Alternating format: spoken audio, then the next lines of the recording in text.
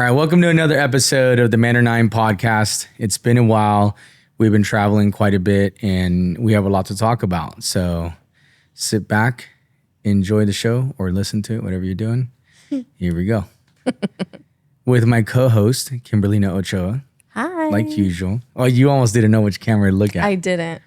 And then we got our producer, Arabelle Ochoa. Say hi, Arabelle. You got to look at the camera, babe. So anyways, so we took a little hiatus from the podcast because we've been traveling so much. It's been really cool traveling and seeing all the stuff, seeing more of the country. We never been to Chicago, went to Chicago.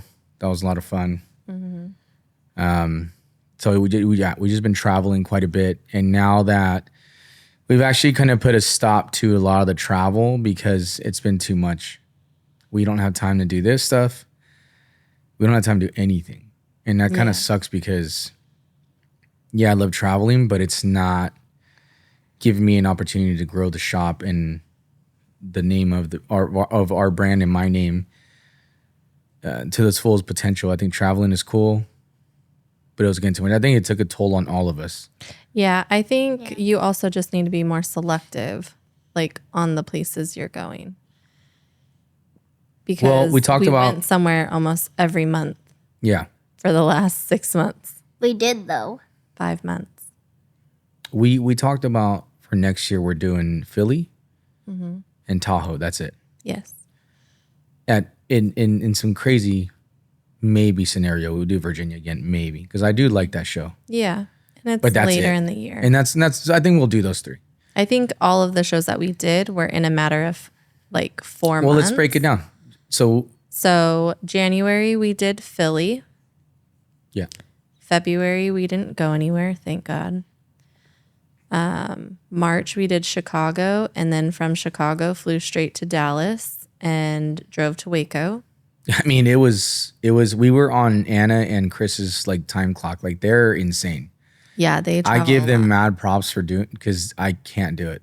I can't. But we've also like along the way. We traveled a little bit, came home for a little bit, and then we started going through some stuff. We went through some personal stuff. We lost a really close friend of ours that has still taken a toll, especially on you. Yeah. And me too. I'm not saying I'm not mourning, but of course. But I mean, I was friends with her for 18 years. So. Yeah. And obviously she was your friend too, but yeah, it was just a different relationship. Mm-hmm. It just sucks because I think that's the first friend we've lost like that ever. Yeah. I might be wrong, and if I am, sorry, but yeah. Yeah, no, definitely the first. And I think it just overall just took a toll. And then because it happened in February. It happened in the middle of our travels, I was about to say. Yes. We did Philly. We did Philly. We were home for not even a week. When did we go to Chicago? In March. We were home for maybe a week. Right. And then she was in the hospital. And then I saw her and she passed 2 days later. And then we were home for a month. Yes. You got into the car accident. Then 5 days later we flew to Chicago. So let's talk about the accident. For like 2 weeks. The accident thing, man, like I was pulling into work. Kim was on the speaker thing, the car thing, whatever. And she was on the phone you were on the phone the whole time with me. And it sucked because I can't imagine how scared you were. Well, with just losing my friend so suddenly also, and then experiencing that, it was a lot for me and then for you to be so frantic on the phone, I was already so distraught with going through everything that I just went through with that. It knocked the air out of me. Like the guy didn't hit his brakes at all. And he just T-boned me. And the thing is he was on his phone. Yeah. The last thing I saw was the top of his head. That told me everything I needed to know. He just switched lanes really abruptly. It was an accident. Like shit, stuff happens. And I get it. Like it is what it is. I'm not like, I'm going to kill this guy. No. But the scariest part of it was Ezio was supposed to be in that spot where he hit me. And I always tell people like, it's not funny, but if Ezio would have been there, he would have been in the hospital for sure. He would have been in the hospital. And I would have been in prison because I would have destroyed that guy. Just because, look, I know it was an accident, but I remind myself daily that it could have been worse. It could have been. I couldn't be. Yes. I could have just been gone. because it was Well, right we've before been together for 18 years this year, and you've never been in. Neither one of us have been in a car accident. we are very, especially you are too, but I'm saying, speaking for myself, I am a very safe driver. I'm not like this reckless person. Even though I had a cool little car, I didn't drive like that. Yeah. And so this happened to me, and then now I'm going through the motions of it because of my back. Like just last week, my back like gave out. It's been like I did something. It's been like almost 2 weeks now. Almost 2 weeks. It's gotten better. I can sit here now. Like before, I couldn't sit before here. you couldn't. It took me about 5 minutes to get up out of bed. Like it was crazy. Yeah. Now it's back to normal. I don't want to jump the gun and say this, but but you still need to take it easy. I think it was definitely related to my car accident, but it was scary for a minute because if you've ever felt back pain, it literally felt like somebody was getting my spine and just doing this at the bottom, and there's no way to explain what that feels like except for it's a very paralyzing feeling. It's just really shitty, but so I'm recovering from that. Thank God, every day. Thank God for that because it could be worse. Yes. So yeah, getting back to what we were saying, we traveled. We had the unfortunate loss in our family because she was family. She was our family. She wasn't a friend. She was a family member. No, and then the accident happened, and then I think that was it. And then as far as like crazy stuff that was going on. Just dealing with your car being totaled and then having to get a new car, which, of course, through all of this, we're very thankful. It could have been way worse. Our situation could have been way worse. But for us, it was just, it felt like we were being hit on all different levels. Like, not too much stuff happens in our day-to-day life, which is, we're very lucky that it's been like that. But this year, it's kind of rocked our world. It definitely has. Like it was, life is unexpected. You can't. I think it's just put like a spotlight on that because. A reminder, not a spotlight. Like we've always lived our life like that. Yes, but it's like, I would definitely say a spotlight because it's right on it right now. It puts you in check. That's what it is. And it's just been a reminder to not be taking time, even with clients or family, friends. Don't take it for granted, but I'm also the kind of person I don't linger. So for me, if it's not benefiting me, if it's not good for my mental health or whatever, or for ours, because if it's not good for my mental health, we get into arguments or I come home pissed off and it's not worth it. But yeah, so we've been kind of going through the ringer on a bunch of stuff. And then so now we're home. What? Oh no, we went to Japan. Well, after that, we were home, and then we went to Tahoe, and then we were home for a week, and then we went to Japan, which was nice. But I had a lot of anxiety just around all of that. It kind of sucks because you had all that anxiety. I feel like not that it didn't ruin the trip. I'm not at all, but it didn't feel like you could 100%. I felt like you weren't enjoying it 100%. I felt that. And I remember like at some point I kept teasing you about, oh, you ready to go home? But I knew it was more than that. We went for my birthday, even though my birthday is not till September. We went for my birthday. Japan was awesome. Yeah, it was a good family trip. Yeah. it was a dream destination for me, and I just kind of feel like the timing might have not been the best. It was more so the timing for me. Yeah. Just because I was personally going through a lot, like emotionally. Yeah. There are so many things that I was looking at in a different point of view because of it. But I could tell though, like you were holding it together because I think that you felt like you didn't want to ruin anybody's experience. I didn't want to ruin anyone's experience. And you didn't ruin anything, but we all knew. Yeah. I just feel like I was the entire time. Don't do it, bro. You're on camera. It's already happening. Yo, what? This everybody, should just be the crying this podcast should just be for the Kim show because every time you go on the show or the last time or whatever, people really like listening to what you have to say. I mean, who cares about me? Just a tattooer. But because I think that, I go to work and I do all that stuff, but I think and I give you shit for it and say you don't, but the truth is I think a stay-at-home mom, even if you're not staying home, doesn't matter. You carry more of a burden than what we do because we're just working. And yeah, we pay the bills and stuff, but you're doing everything else. So I understand that. It's just different. We But both what I'm share saying a is, burden. It's just what I'm different. trying to get at is all the stuff you've been going through, you've been trapped with it at home. And I get to come to work. And yeah, I'm focused out. You know what I mean? Well, for the but whole month of February, I was basically coming to work with you because you were in a didn't really want me dark at place. home. Yeah. You're really, and that's usually my area. And so you are not like that. So when I started noticing that, I was like, nah, you got to come to work with me because I didn't want you to stay at home alone. I know you wouldn't do anything like crazy, but No, but being here, I wasn't at home just crying because that's what I was doing, yeah.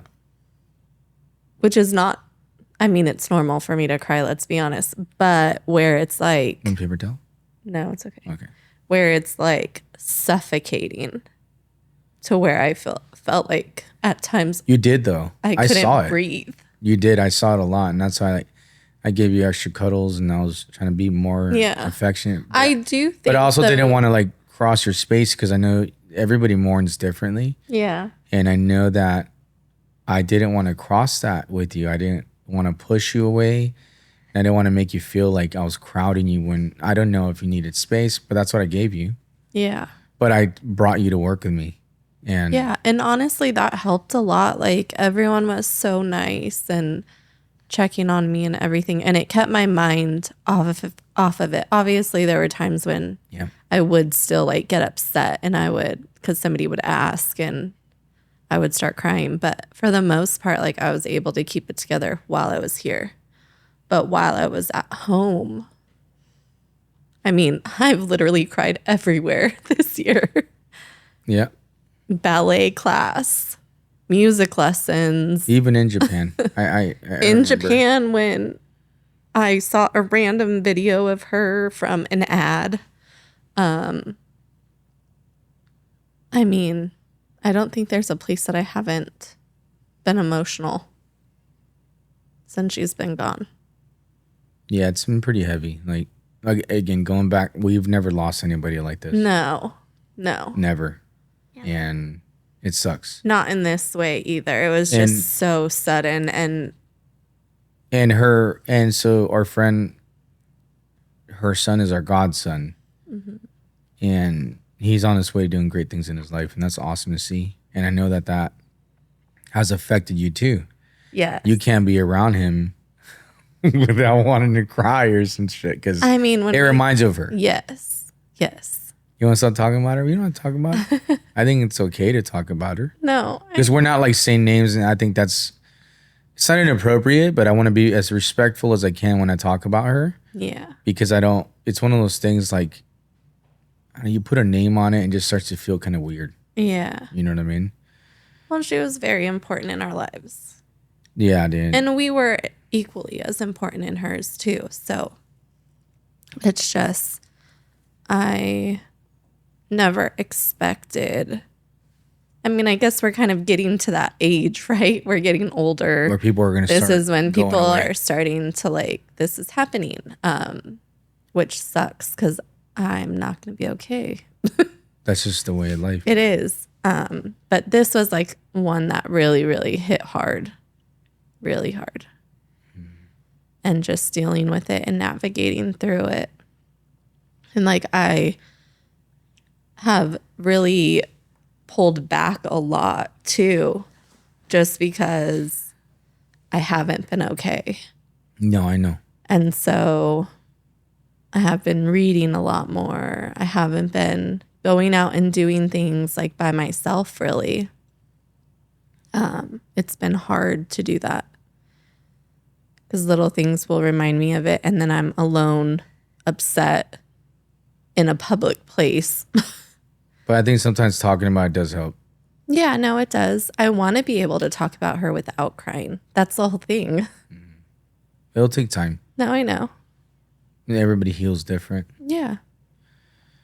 But well, and when we saw her son too, I was able to do that, which I was very proud of myself. Yeah. I was literally so nervous. Well, that I was gonna he has dealt with it extremely well. Like He's just so strong. when he She's went up there and raised him said, to be so strong. "Oh yeah," So but she was super strong. she man. was. And when he went up there and said his speech, I was like, I remember we were at the funeral.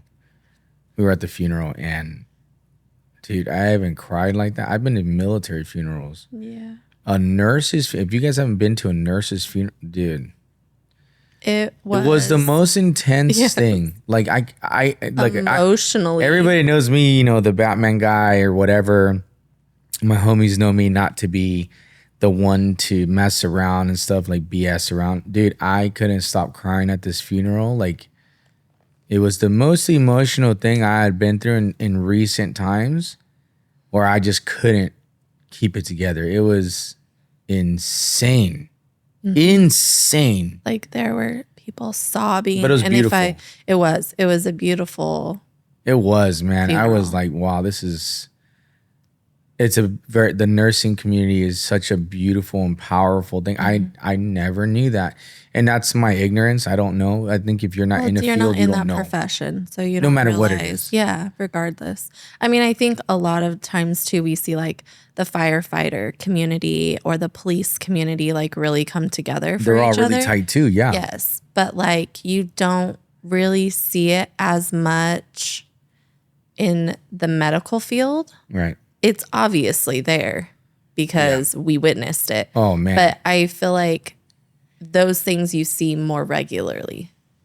And so I didn't expect it to be. The heaviest part for me, not to get too much into the funeral talk, and we'll move on after this, is the ceremony that the chant and the speech or whatever they did. And then when they put out her candle. Yeah. That was like a shockwave through the whole building. And I remember that feeling. And that was super hard, man. Yeah. But I think too, another part of it is like, I think it's been hard for me too, because we have been on the go so much.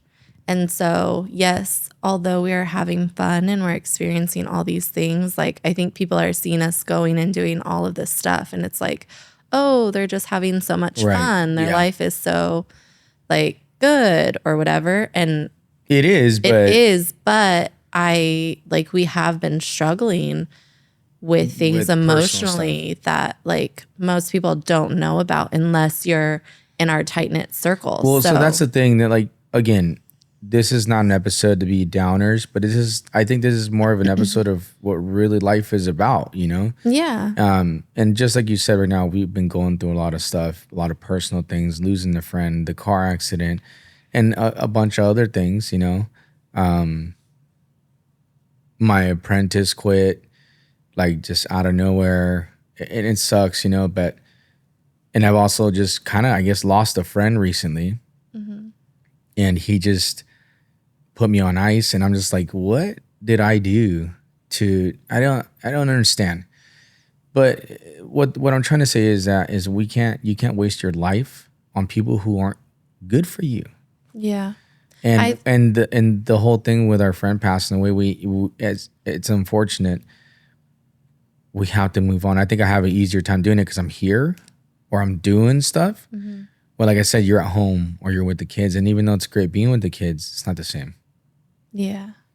I think, well, regardless, like she's left a hole in a lot of people's lives. Oh, big time. Even because for me. she was just. Because she would randomly just text me and just be like, hey, what's up? Or whatever. Yeah. And you know what bums me out the most, man? And if her son, our godson, ever wants to get a piece in, I'm not going to charge him. I know she was wanting to get tattooed for so long. years we talked. And honestly, it came down to her schedule. She was just so busy. Well, you both were, but yeah.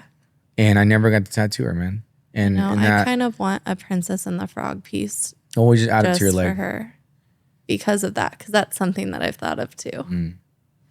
I think this though too is just like a reminder for everyone, like no matter how glorious or glamorous someone's life may seem. Yeah, it's not. And Like, you don't know what they're going through. Not that it's not. It can't. Like you can have Right. both things happening at the same time. No. And I think it's a good reminder to constantly be aware of the fact that like people are going through stuff. So when somebody is having a bad day and they may not react to you in the best manner. Like, yeah, of course it's not great, but like it's good to remind yourself like, hey, they might be going through something that you aren't aware of at all. And to just give people more grace is what I've really looked at it as. But that's why when it came time to even go to Tahoe and especially Japan, we were both saying like, okay, this is a good time. This is a perfect time because we can get away from this. That wasn't the case. Like, obviously we didn't get away from it, but it was nice to have Japan as like just a family trip because that's what it was. So with everything that was going on, it was very nice to just really, it was just us. We were not really on social media. Yeah, we were posting, but like we weren't spending time on there really. No. It was, or we waited until we got back to the room or talking to anyone. We were just really in the moment experiencing things together. It was really good quality family time. And we definitely needed that with everything that was going on, I think, because our life has been so busy this year as far as like personally what we're going through. And then with all the travel things with work and then much. Work on top of it. And you have all these things that you're also wanting to do. Yeah. And it's hard to fit all of that in. It is. And so while we were there, we really thought about, okay, what do we want and what do we need? And I think us deciding like we need to take a step back from going and doing all these conventions is necessary because we were gone you have the whole time. Yeah. And it's expensive to travel, man. But you also have other aspirations as well. Like you have things that you're wanting to do, like the podcast. You're having like I have a bunch of guests coming on. Like I've been talking to everybody, getting everybody scheduled in. So it's going, it's moving. I have the connections and the friends and people to do it, but we weren't able to do it we because haven't been here. We're traveling. And then, you have to be here to be able to do it. Yeah. So it doesn't. So I don't want to do this whole traveling thing like with the podcast. Like I know some people do that. I don't want to do that. And still, no matter what, my main focus is always going to be tattooing first when it comes to the shop, and then the podcast second. Like this is the kind of stuff where I want to set it up so we can do it and go. I don't want to be sitting here, setting up for an hour. That's why like it was a lot quicker to set up this time now that we got an actual spot for it. Yeah, no, but definitely. Japan was awesome though. Like Japan, I think my favorite parts of it were we did the samurai experience at a real dojo. It wasn't like a little touristy type of thing. Like it was legitimate underground like dojo. It was badass. That was cool. And how cool was that? You got to watch me and Etsu. Dude, you're not big enough, huh? Yeah, she wasn't old enough. So maybe we should go back when you're 12 and then we'll do it. That's a long time, but 11. The samurai experience was awesome. I bought a real katana, Yeah, we're still waiting for it. We're still waiting for it. They said it could take up to 4 months to get out here. Yeah. So the biggest thing from that part of the trip in Japan was, and you can see it in the video of me and Etsu if you guys have seen it. I got really emotional seeing my son get up there in the get up and that official like outfit and all that and actually swing the katana. There was 6 of you guys that actually participated in it. And Ezio was the second person to go up. Yes. So like, because he ran. So this is how it went down. You get dressed up, they do their introductions, they do all the stuff. And then at first you're just like, oh, cool, you're going to learn the steps and that's it. And then they say to you, at the end of these moves, once you practice them 6 times or whatever, you're going to have an exam. And we're like, what? And then he said, if you pass the exam, then you can actually use the real katana. I'm over here messing up. I like one of my steps. I'm like, oh, and I was like, what am I? Because I got super nervous. More pressure on Well, you know what? Having Etsu do it so good put pressure on me, and I'm like, I can't look stupid in front of my son. But Ezio, so he randomly chose people to go up and do the steps first. And not only that, but with the real katana too. He was second. And the first person wasn't able to actually cut through. The first time they do it, they do training swords, which they can still hurt you. Of course, they're swords. but it's not a real katana. It'll cut through your hand like butter. Yeah. And they gave us an example, like an instructor cut himself, a student had cut himself at the other establishments because they're not officially trained, I guess. So once you pass the test, then they roll up these, what were they, bamboo it was like mats. bamboo mats or something. I don't know. Ezio knows what they were. And so then you get 3 chances on that first think they were mat. Tommy mats? Yes, that tatami mats. Tatami mats? If I'm saying that wrong, don't butcher me. I think you're right. I'm pretty sure they're called the Tommy mats. Oh my god, I think you're right. And so they got to do 2 of the mats. And so you got a total of 6 cuts. And Ezio went up second. The first person didn't do it. 2 out of 10 people could do it. Yes. Was it? No. 20? 25. 2 out of 25 people are able to cut. It was 20 or 25 because they were like, oh, all the he's slices. 1 in 20. I think it was 20. 1 in 20. It was, yeah, that's what it was. Because there was a group of sisters that did it. Yeah. And then Ezio went up. He was able to complete all 6 of them. Yeah. And so nobody else was able to do it until Ben went up. So then you guys were the only ones that made it through the full 6. Yeah, we cut them all. And they were like, oh, it must run in the family. Yeah, then that girl was flirting with Ezio. She was way old. That's like a pedophile. Stop She's a it. Drake fan. No. But they were like, he's 1 in 20. No, yeah, it was so cool. Like even the instructors were like, "Whoa!" When because so like I cut them all too. Because he was the youngest one, but everyone else was an adult. But there was one cut that I got that went down and like this. Yes, Ezio's almost didn't get it. Almost didn't get it. I was pissed. Imagine if he would have been the only one. He's like, I am a samurai. I was super proud of Ezio. Yeah. Like it was a very emotional moment for me. He did do it because since I was a kid, like Arabelle's age, I've always so when we were little, we didn't have money, we didn't have any of this stuff. Dragon Ball Z was free and it was in Spanish, and that's what we watched. And of course, I stemmed out to other animes and stuff, but Japan was always something I always wanted to go to. It was always been a dream of mine, so we went and did it.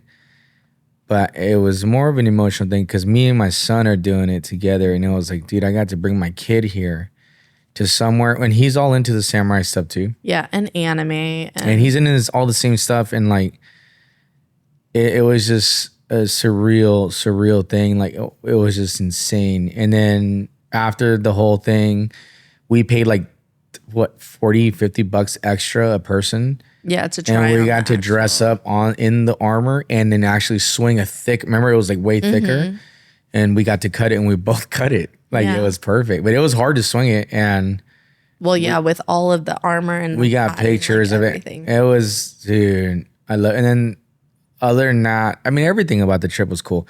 But after that, we went and did the tea ceremony. That was amazing. That was my favorite thing. We got to dress up in the kimonos. I love the kimonos, but the tea and the dessert, no. You didn't like it? But you did a good job though, because it looked like you liked it. I didn't either, but like I think my favorite part of it also was the fact that I knew she didn't like it. And you could not tell.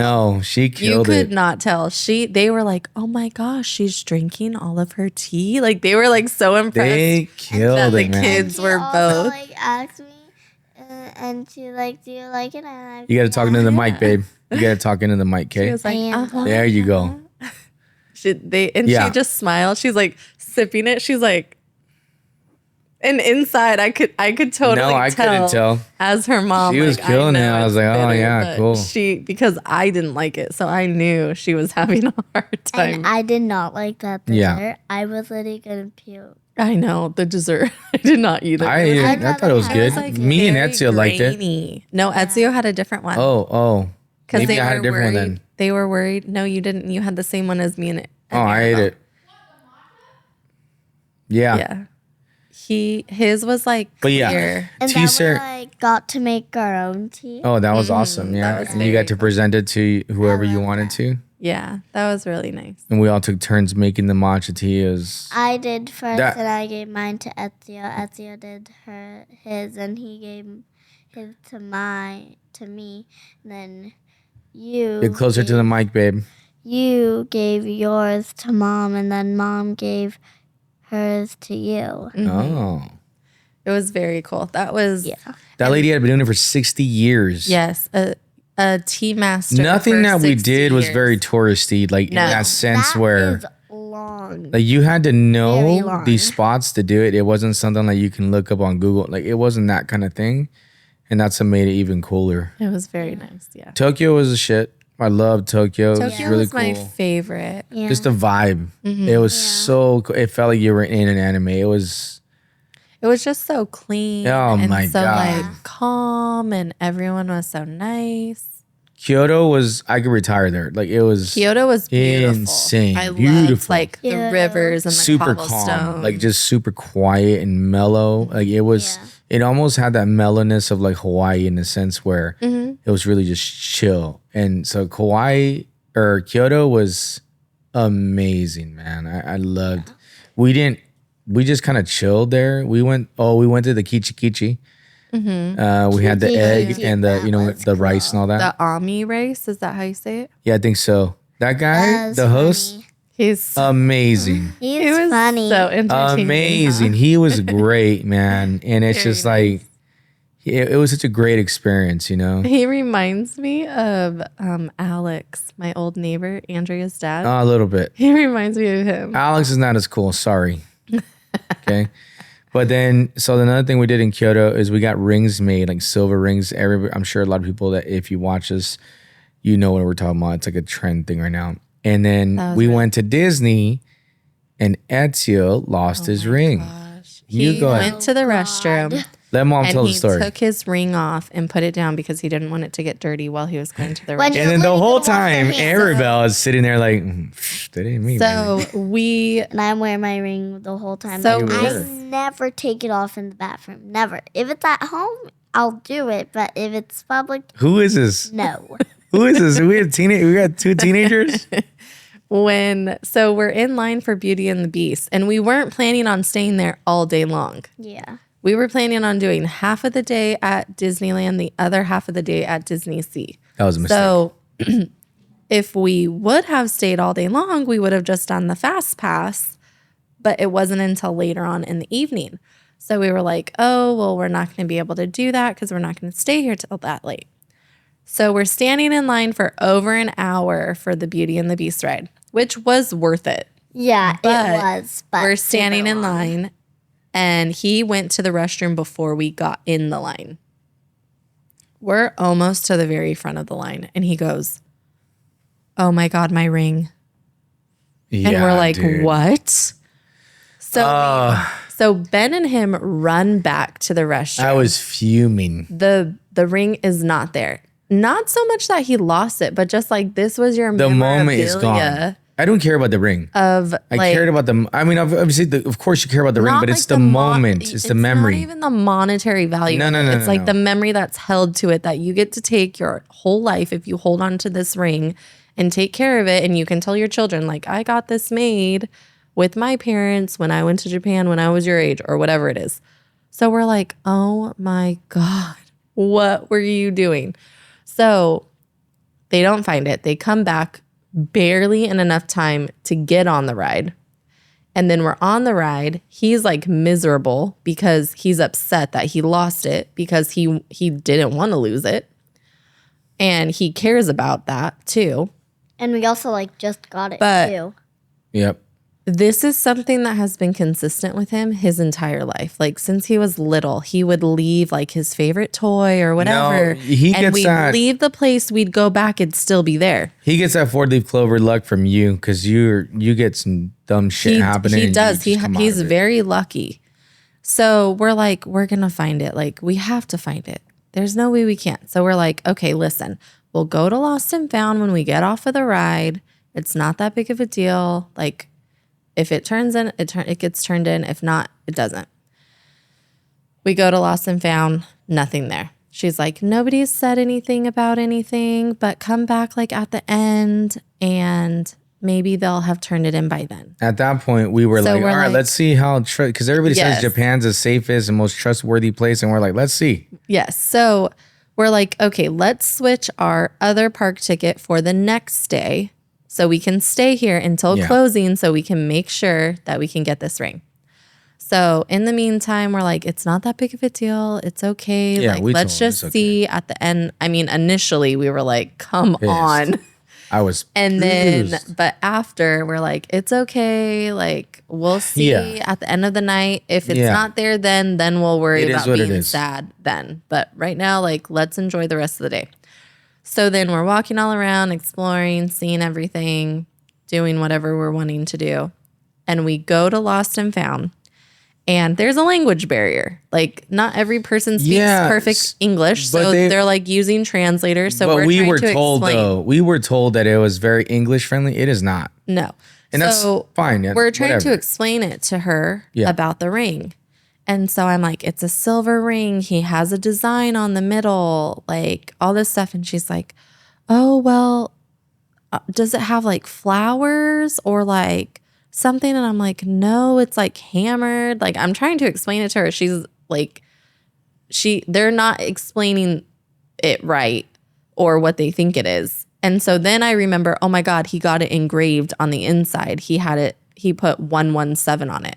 So then I'm Yes. like, oh, he has on the inside, it says 117. Oh my God. So she Okay, goes back. Let's be clear. He wasn't supposed to get any He wasn't. engraving. So Because his was like the most expensive besides How? mine. Because I got it's my rose damn gold. birthday thing, and Ezio gets the expensive shit. And he always does this stuff where he sneaks in stuff. He just goes, "Oh, we're getting something. Oh, I want this, and that." So, anyways, he wasn't supposed to get it engraved. He said 117. We're like, you know what? Fine, whatever. He literally sees this number everywhere. Mostly, I think because he looks for it. He does. But he sees it everywhere. Yeah, but still.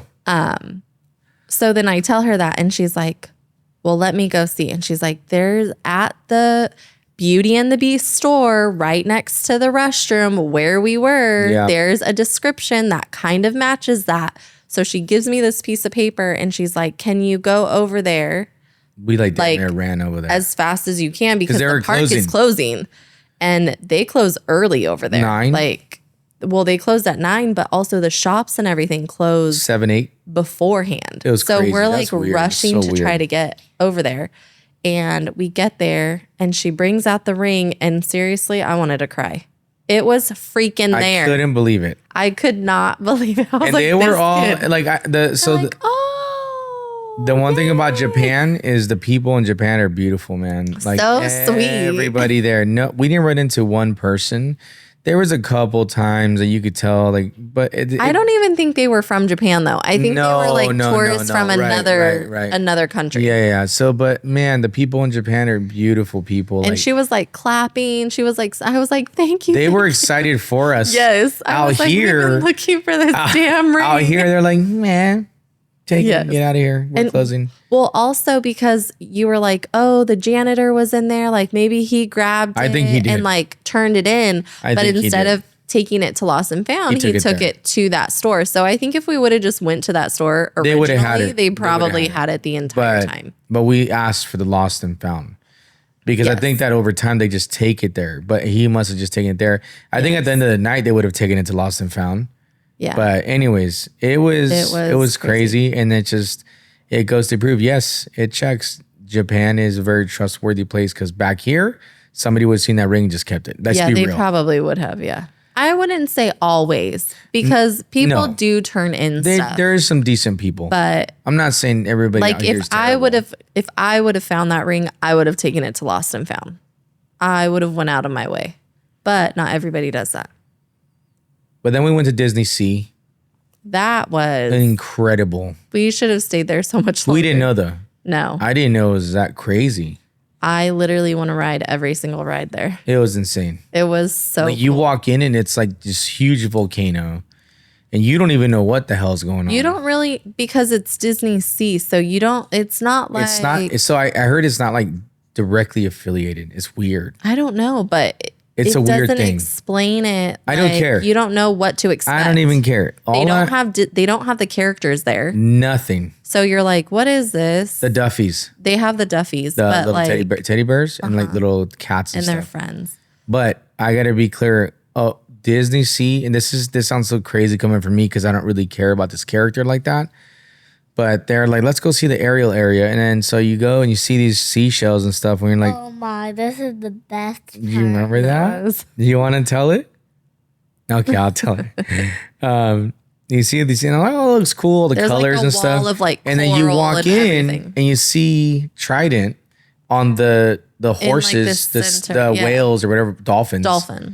And then you're like, oh, that's cool. I took some pictures of it. At least it looked really cool perspective wise. And then you look down. I look down and it's Ariel's stuff. grotto. And I'm like, oh, that's cool. You can look down Ariel's grotto. I'm like, you can see Prince Eric. That's his name. Yeah. And you can see it. And you don't think anything. You're just like, oh, I'm like, that's cool. And then I see this little lady, like tourist, just walking. And I was like, you see them like walking down. And we're like, wait, can we go in there? So then we're like, and then you look behind this fake water wall and you start spiraling down and down. And you literally go under the sea. Like and then like a jellyfish ride. Yeah, there's the jumping jellyfish ride. It was literally you're under the park. A little splash pad area. Yeah, for babies. Mind blowing. It was so crazy. Like it left me speechless, and that's hard for any artistic type of stuff to do. I didn't know what to think. I was just like so much to explore. Yeah. Like oh my God. Like how this is the best way to explain cool. it is that for Star Wars, for example, how immersive Star Wars Land is. Yeah. It was like that, but Ariel, like all Little Mermaid theme, and then all Aladdin themed, and it was just crazy. Food was pretty the good. Aladdin food sucked, but the actual areas they really go all out, just like Edge of the Galaxy over here in Ohm. It just that park. I wish I could have stayed there for 2 days just to see. Well, we were there for 4 hours. We didn't even see the entire park. It sucked. It didn't suck, but I'm saying it sucked that we weren't there longer, like earlier. But we didn't know that it was going to be. And we didn't even ride as rides. cool as it was. No. Yeah. Which we're not really a riding family. No. Yeah. But like we explored for 4 hours and still didn't see the entire park without riding rides. Yeah. No, it was like insane. imagine if there's you were a trying whole to ride rides. There's parts of it we didn't even go to. No. It was fucking insane. So if you're gonna go to Japan, you can go to Disney. Disneyland's okay there. Disneyland is basically the same thing. The only thing that's different about Disneyland there, obviously the layout, but I would say is the popcorn buckets. Oh, and Beauty and the Beast. So sick. And Beauty and the Beast, amazing. It was worth the wait. It was great. But if you're gonna go to Japan, I would say go to Disney. If you want to go to Disney one day just to see the difference that's there, it's really the layout. And then the second day, and then Donald Duck is actually the main guy over there in Disney. Yeah, it's so weird. It's weird. Donald's awesome though. And then go to Disney Sea. I would spend 2-3 days there. Like easy. Because we only had a couple hours, I felt rushed. And I was like, oh man, I don't want to do they this. just opened a whole nother section of the park. Like 2 weeks after we left. Fantasy Springs. So that's Rapunzel, Frozen. So let's talk and about Peter Pan. that. Because it's very deceptive. I really wanted to see the Rapunzel. I know. It was so good. Did you like the Beauty and the Beast ride? What was your favorite part about it? The teacups. Speaking of the mic, babe. Move it closer to you. Teacups. Move it closer to you. The teacup part. I know, I love it. That ride was amazing. So cool. Amazing. It was very cool. Even though we couldn't understand it, it was amazing. I could understand it. No. I know everything that they're saying. The songs, I could have sang them in English while they were singing. And then what about that girl that pushed you away? Oh man, she reminded me of my cousin Perla. Just very rude, just like pictures, bitter. She was like trying to get. I gotta say that was probably the only one that was kind of rude the whole trip. But she wasn't from there. Oh no, you're right. You're right. I know that for a fact. You could tell though. Yes, she was. But also, I was like, seriously, lady, what is your deal? A picture of something, and I'm only there, and she was trying to get in front of us. But then she ends up behind us. Well, she was behind us. It's pointless. Yes. But no matter what. So let's talk about what I was saying. We didn't know. So it's very deceptive on like their attractions because they made it seem like the Rapunzel thing was open. Yes. The Frozen thing was open. Influencers also have so they get these early access. But here's the thing. Yeah. They get early access, but they don't say in their posts or videos or whatever that it's early access. They don't say that. So we're over here thinking, oh man, this is gonna be crazy. Mm-hmm. So we get to the spot where the entrance and it's blocked off. And I was like, what? And then it says the date and then we weren't gonna be there. Another thing, we went to Universal. Mm-hmm. And the day before we went to Universal. I was really looking forward to doing that. That was in Osaka, right? Mm-hmm. So the day before, we're looking everywhere for the Attack on Titan attraction stuff to see if we need to pre-book everything. They rotate their attractions. Yeah. And again, very deceptive because I saw stuff for Attack on Titan. And then I feel kind of stupid because I didn't look at the dates. It said from a year ago, 2 years ago. And I'm like, what? Why is this even still like what? And it was just crazy that they change it. It's, like, how do you change we don't do that ride here, like but that? that's just how they do shit there. No, definitely. And Universal, the guy, so we went to Anime Con recently in Riverside, and the guy that plays Hanjiro's voice says that he said that, I noticed they switch it out. When he went to Universal, they weren't, the ride wasn't there, and they're supposed to be bringing, from what he said, they might be bringing a Demon Slayer ride here to the States, which would be crazy. But anyways, we went to Universal and looking for the tag, like not knowing maybe it's still there. No, it was all Demon Slayer. And so what I did is I got Ezio. But I got the Nezuko robe. You did. And what did Ezio get? He got the Rengoku. That's right. A toy sword. That's right. Yeah. Make sure you're talking to the mic, okay? And so I started Ezio on Demon Slayer. He had watched a tiny bit of it. Yeah. And then he got into so much where like that's his favorite shit now. Yeah. I'm glad because that was honestly the biggest bummer of the whole trip. Yeah, because we all watched Attack on Titan as a family. Like, so let's talk about watch that. Anime at all, and that was the first anime. So this is what happened. Series that we watched. Why we started watching anime together, or at least Attack on Titan. Kim was seeing the finale. Everybody was posting the finale. Oh my god, I can't believe it.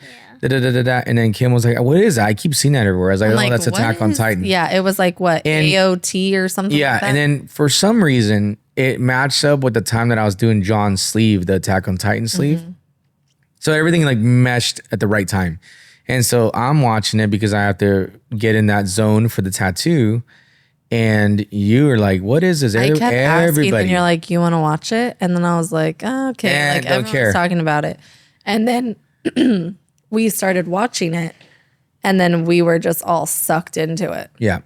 And then we watched it as a family. And so that anime will always hold a close place in our heart because she's not into anime, and then the fact that she watched it was like, damn. And it really does grab you by the emotions and just you run with it. But I literally cried at the end. Yeah, she did. But I didn't cry a single bit. To not see that in Japan though was a big bummer, man. I was so upset about that.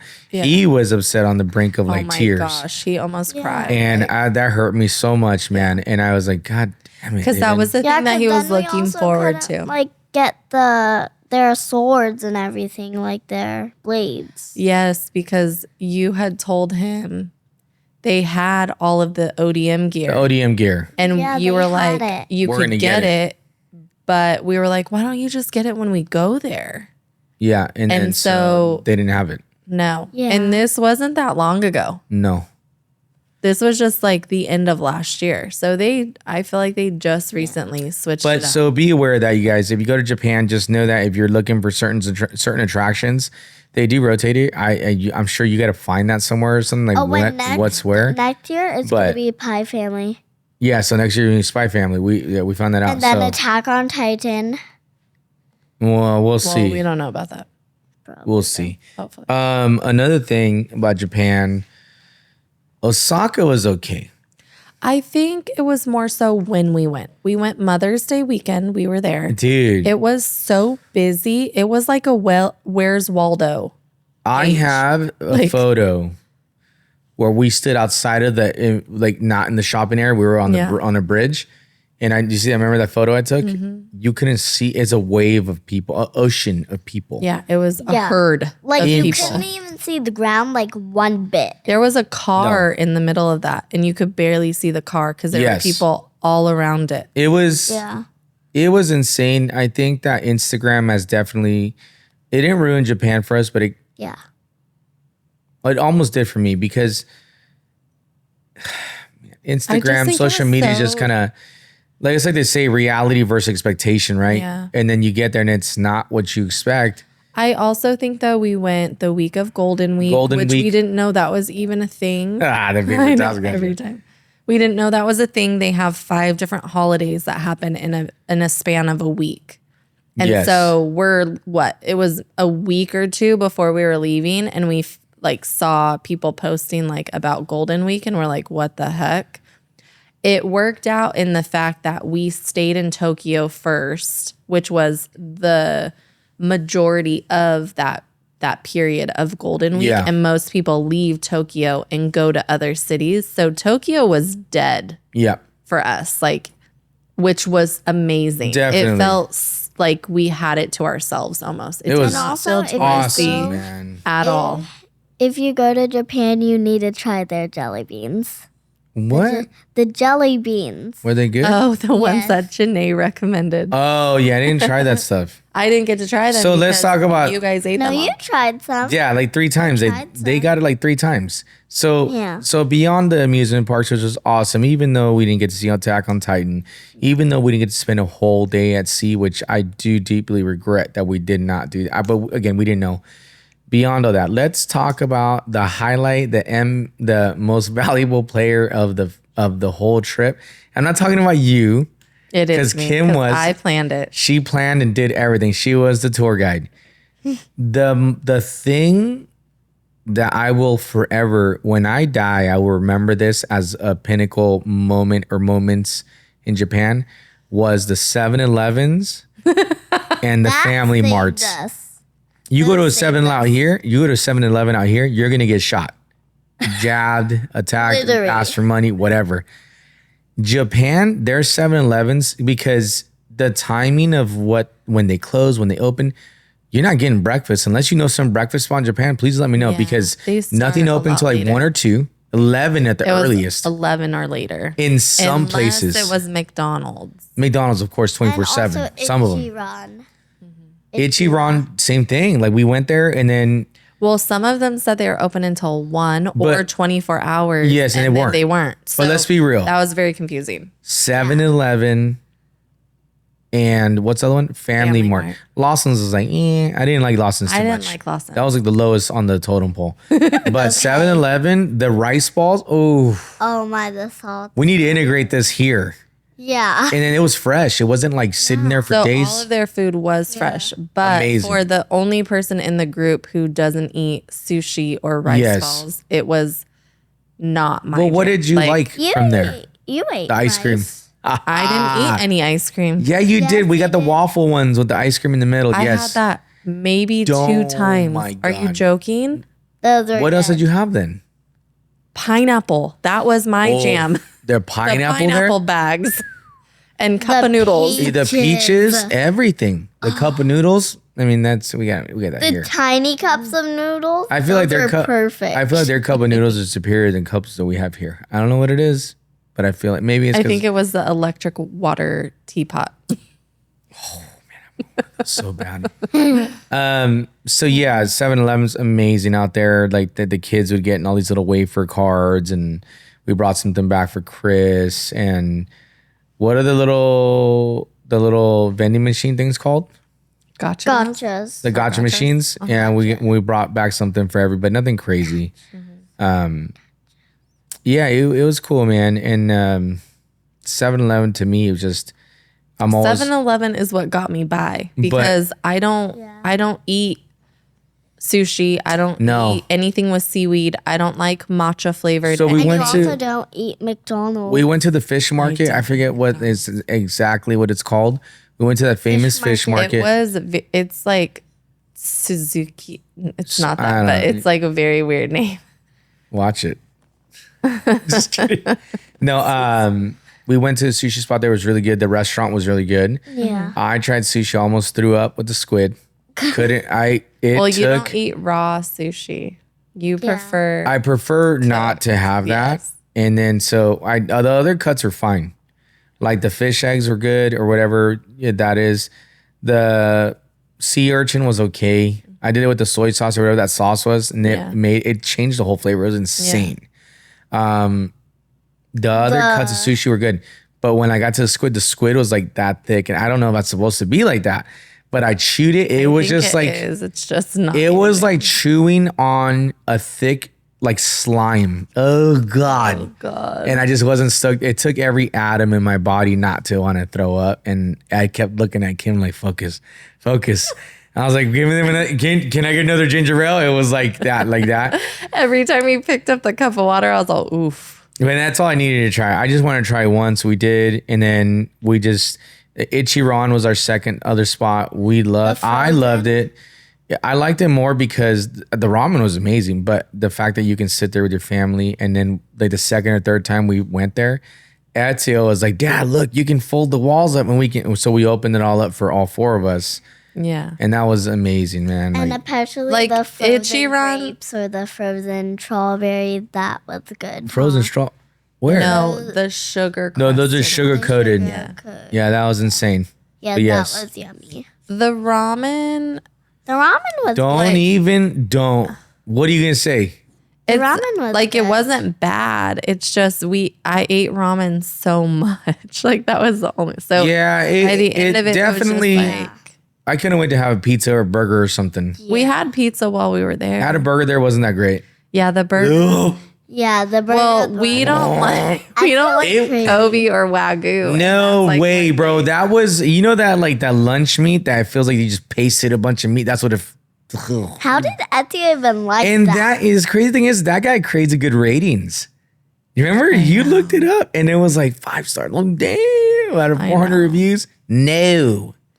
Have you ever had In-N-Out? I don't think so. Well, let me ship one to you. The thing is that I don't eat Oriental food is not my favorite food. Is that the correct term? I don't even know.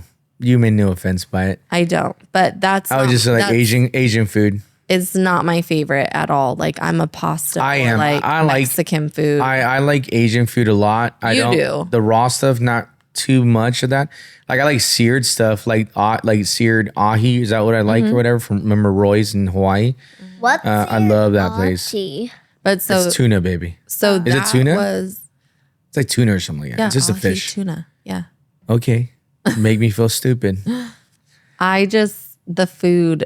It wasn't your jam. It was not. I was just eating to survive. Yeah. So I wouldn't. Yeah. The sandwiches at the It was 7-Eleven at the 7-Eleven were good. I also Very good. everyone was like, try the egg salad. I don't eat mayonnaise at all. Oh man, the egg I salad. don't like eggs. Egg salad So sandwich. it was just everyone was like, oh yeah, you were definitely struggling. I'm like, I just don't nothing. I eat a lot of pineapple. Not I. The egg salad sandwich. No, you had like Perfect. chips and ramen. You had like other stuff. Well, yeah, and I have not Yeah. eaten McDonald's here in the United States. Ever. You ate McDonald's even a more in single 2 bit. weeks than you did your whole life. Yes. Yes. It was good. I It's haven't the same had though. McDonald's here in over 20 years. I would say maybe it tastes a little bit cleaner. Maybe. I don't even. I think It's the better. ingredients are cleaner. for sure. Yes. As far as what it tastes like, I couldn't tell you that. I don't I'm know. not a fan of teriyaki. And so I tried these different burgers that were themed after an anime out there. I think it's called Case Closed or something. And it's a little dude with glasses. And I tried it and it had teriyaki. And I hate teriyaki. It's not my thing. Yeah. Teriyaki, fajitas, all that crap, I don't like it. I tried it. They put teriyaki in everything, and I was like, whatever. But yeah, so McDonald's, 7-Eleven, Ichiran. The chicken nuggets were good. I felt like a 5-year-old. The because chicken nuggets- I ate chicken nuggets every day. The chicken, that's all you were eating. That's what I was living off of, and pineapple and cup of noodle. No, Like if we didn't go out.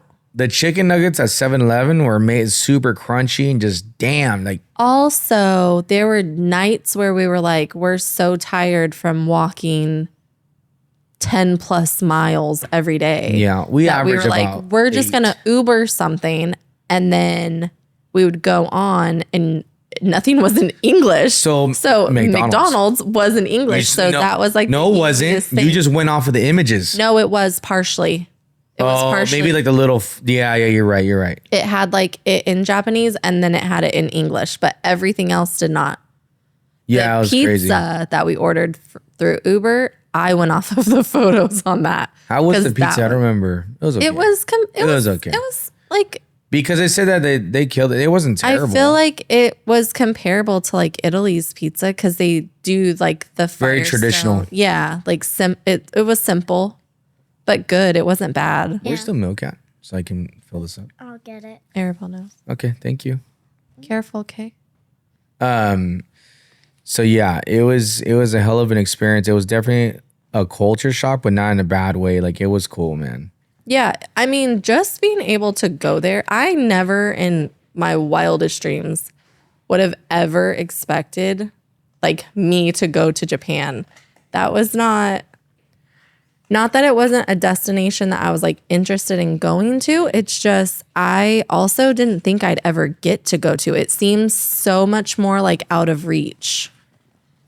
Which I don't know why, but that's just how I looked at it. And so just getting to experience it and like going there and like for me, every time we go anywhere, just seeing our kids experience it. That's the highlight of it. Yes, for me, that's the highlight of it. Seeing them walking like on certain paths. Dude, and you went to exploring Japan. certain areas, yes. You went, like, do you understand that? Like, neither you or I would have ever had the chance to do that as kids. No. And we are very blessed to have a very successful career in tattooing. And I love all my clients and everybody who's in my life as a tattooer. Because without them, man, we wouldn't be able to do this stuff. Yeah. Without you, we wouldn't be able to do this stuff. Because you do a lot for me. Well, also without you, we wouldn't be able to. I mean, come on. So anyways, it was awesome, man. Like the food was cool. But then it got like the food, like I still like was good. I feel like the first week we were just getting used to things. And I feel like yes, you have to go back because now that we have an idea. Yes. Yeah. So like you found the cuisine started out cool. Yeah. You know, we did the 7-Eleven thing, the Family Mart and all this shit. But then, what's up, buddy? You okay? Here. No. The cuisine took a turn for the best. I'm obsessed. I was like with gyoza, like, and then mainly because it's Kaiman from Doro Hidoro. Mm-hmm. He loves gyoza, and I love gyoza, and he made me love it more. Kim found it's called Chow Chow. Mm-hmm. Chow Chow gyoza.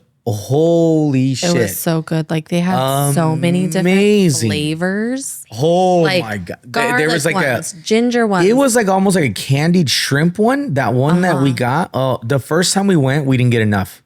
No. And then the lady kept coming by, and I'm like, "Can we get two more of this?" Excuse me. The next time we went, we got so much, and all they serve is gyoza. That's it. That's all they serve. The pizza one. Ooh. I don't even know. You didn't have the pizza one? Mozzarella. No, it was mozzarella. It was like spaghetti. It was like a mozzarella one, and it had dude. It had like red sauce, like spaghetti sauce on it. Oh my god, amazing! I don't like things outside of the box. Like I'm a pickier eater. Spaghetti sauce outside. Had it inside. No, it was on the outside. The one I had. Yes. Oh, I didn't have that one. You wanted that. I was obsessed. I felt like I was eating like lasagna or something. Yeah. Because at first I was like, oh, I don't know. That seems kind of weird, but I kind of want to try it because we're here. Like, I just want to try it. And then I was like, holy crap. Amazing. It was so good. The gyoza was phenomenal. Like, that was my favorite place. No joke. One of the best meals I've ever had in my life. That was in Kyoto. Like, we ate there 2 times. And I'm talking about compared to like when we go to Mastro's, my favorite spots. I enjoyed that experience and the food so much at that restaurant. It's one of those things. The vibe like there too. It was so sad. They weren't rushing you. No. But it's gyoza. It doesn't take forever to eat it. No. So then there was also a long wait every single time too. We waited close to an hour both times. No, the first time we didn't. The first time we got in pretty quickly. Okay, it's the second time. It was the second time we got there later in the day. And the line goes down the street. Yeah. And I was like, it was worth it. Yeah. It was but we had already eaten there, so we were like, oh, it's fine. We're going to stay here. We took some photos. I always say you have like an eye of a photographer. You just don't ever take it serious. Taking photos around the alleyways was cool. Mm-hmm.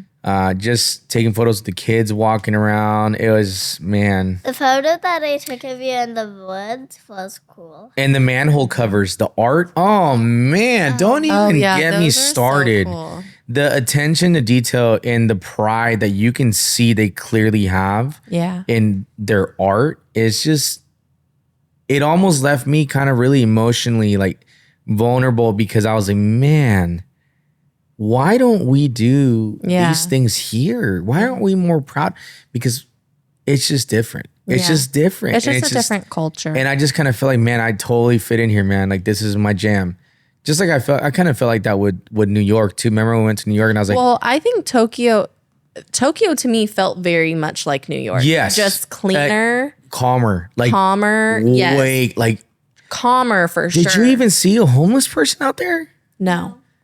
That was the most mind-boggling thing. Like, and it saddens me to see homeless people. But in Japan, it was so clean, so calm, and oh my God, dude! Like, just like I'm talking about it, and like I want to go back. Like, it was. I think also the places that we stayed. I had so much anxiety about booking, like, because we stayed at Airbnb. Let's be clear, real quick. Stop talking. Kim booked the places we stayed. She created the itineraries on the fly. Sometimes we didn't know what the hell we were doing. And so we got around and did all the stuff we did because she did it. I was literally the prince's passenger. He was. And I just went with it. Because for me, I didn't care either.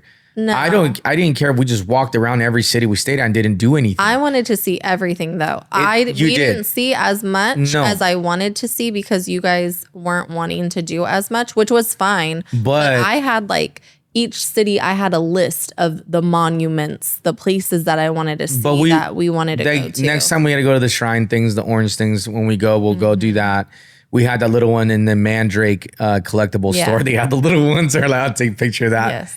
But I had so much anxiety booking the Airbnbs because I was like, is this going to be in a good area? Like, I don't really know what to do. Like, is this a good city?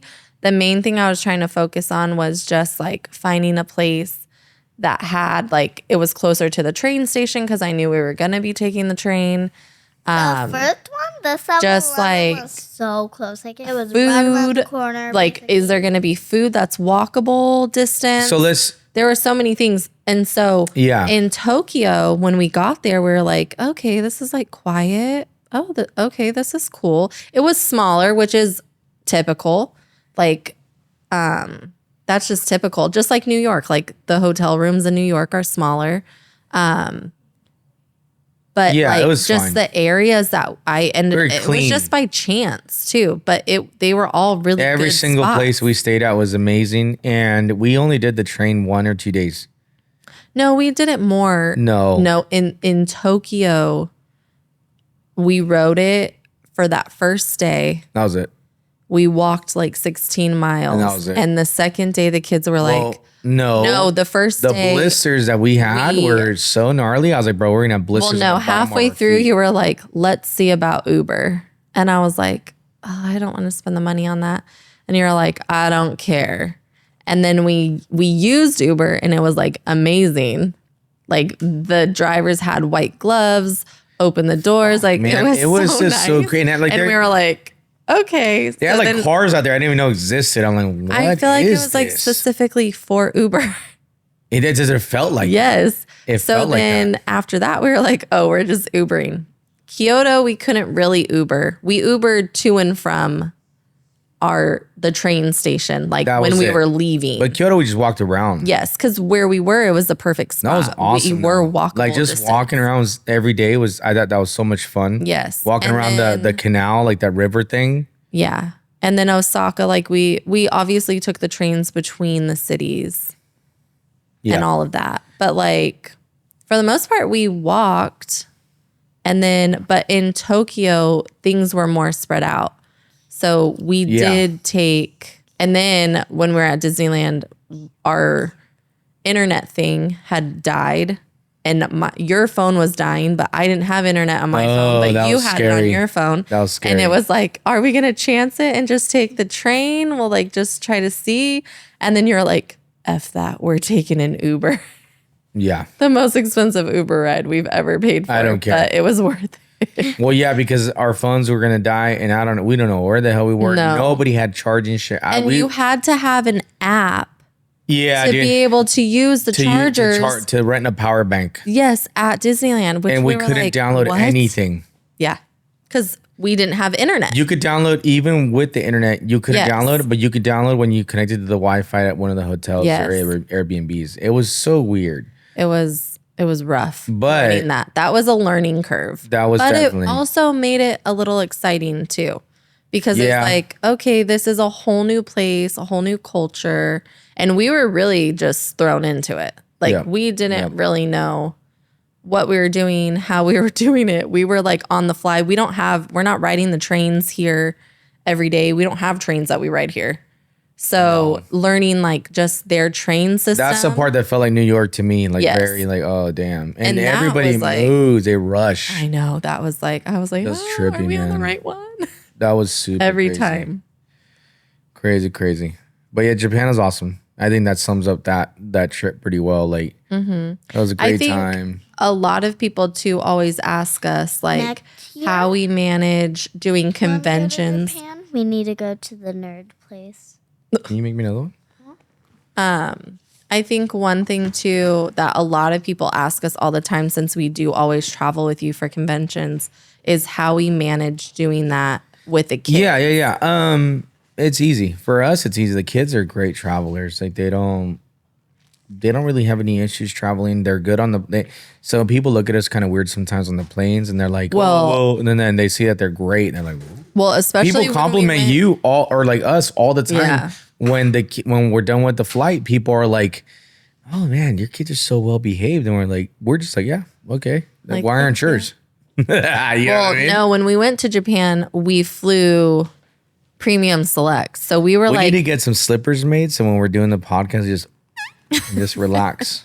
We were like right under first class. We were between first class and business class. We don't ever do that. We don't. But there was like a fluke in the system because we got the tickets. It was like a couple $100 more. No, it was $100 more than economy. Insane. So I was like, I'm doing it. Well, after Elizabeth told us, and she's like, just wait Tuesday after 3:30 or whatever she said, and I was like, no way. We always heard about this. Yes, but I didn't think it was going to be that good of a deal. Did you put water in there, babe? Yeah. Okay. But so we sat there and we the guys that were sitting in the middle aisle, because we were on the side, so it was like 2 and 2. The boys were behind me and Arabelle. And there were 2 guys that were sitting next to us. And I think when we got there with the kids, they were like, oh, great. Yes. We're on this 12-hour flight with these freaking kids. With these kids. We're not going to get to relax. And 2 of them kind of kept like glancing over, and we're like, what's your deal, man? Like, and I was just like, whatever, it's not a big deal. Yeah. I just ignored it. But then when we finally, 12 hours later, land, the guy was like, oh my gosh, your kids are so good. Like they flew so well. And I was like, amazing. Oh, they're used to it. Thank you. I think that was the first time they actually started going to the plane bathroom by themselves. Yes. Yeah. We usually walk them there. Yes. Or like Arabelle, we would go in sometimes with her because she needs help or whatever. Yeah. Dude, it was weird. I kept looking back like, this isn't it. What the hell is this? I know. And you kept looking back, and then I was like the whole time, like, where are you? Are you okay? It was worth it flying like that, though. It was very comfortable. Yeah, it was nice. One day we'll do first class, but that's just so expensive, man. You have to have like points or something for that. That's way too expensive. They're working the system. Yes. But I don't blame them for doing that. I would do it too. But I think because we've been traveling with them so much since they were little, they're just used to it now that it's not really that big of a deal. And with us homeschooling also, it's made it like... Brandon, make sure you get some of these in there. Can you do that? Do it. I cannot do that. Do it. Try it. Arabelle did it. Do it. I can't do it. Can't do that.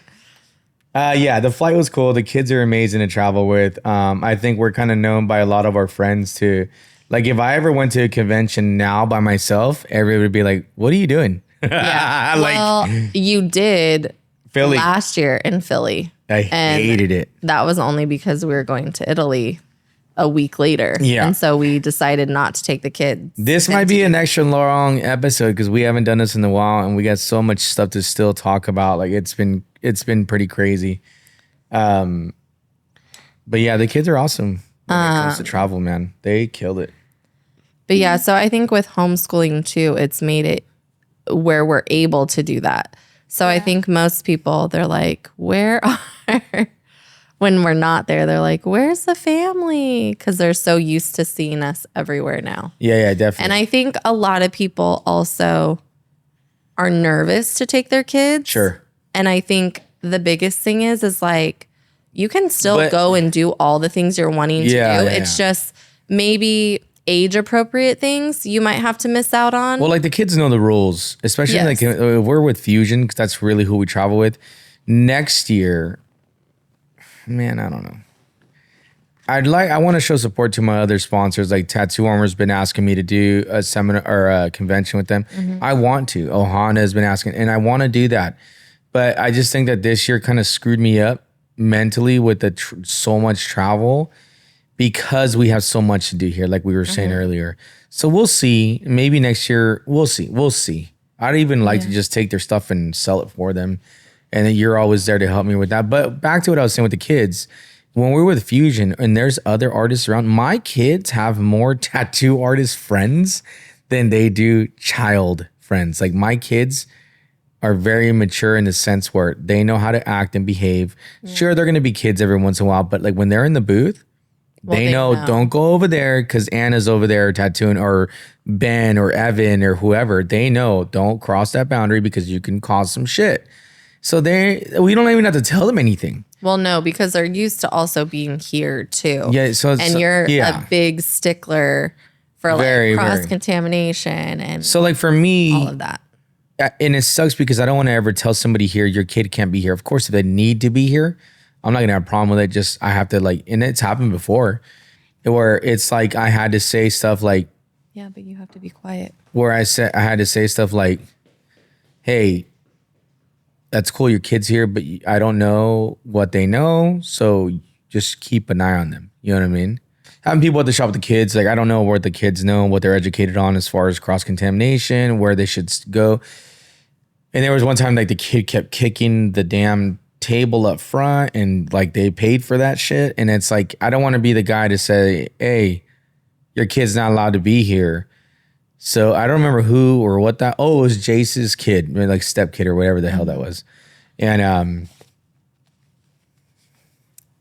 I just remember saying like, no, that can't be a thing.